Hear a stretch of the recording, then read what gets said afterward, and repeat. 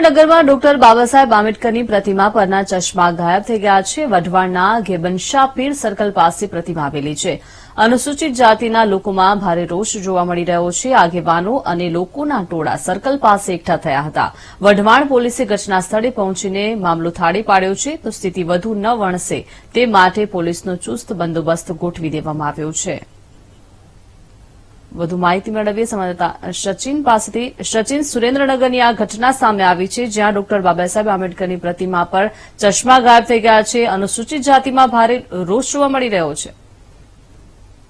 કરવામાં આવે તો વઢવાણ ગેબનશાહ પીર સર્કલ પાસે ડોક્ટર બાબા સાહેબ આંબેડકરની પ્રતિમા પરથી ચશ્મા ગાયબ થતા અનુસૂચિત જાતિના લોકોમાં રોષ ફેલાયો હતો ને મોડી રાત્રે અનુસૂચિત જાતિના લોકો મોટી સંખ્યામાં પ્રતિમા પાસે પહોંચ્યા હતા। ડીવાયએસપી તેમજ વઢવાણ પોલીસ સહિતનો કાફલો ઘટના સ્થળે પહોંચીને મામલો થાળે પાડવાનો પ્રયાસ કર્યો હતો અને હાલ અત્યારે પ્રતિમા પાસે ચુસ્ત પોલીસ બંદોબસ્ત ગોઠવી દેવામાં આવ્યો છે અને હાલ અત્યારે સીસીટીવીના આધારે તપાસ શરૂ કરી।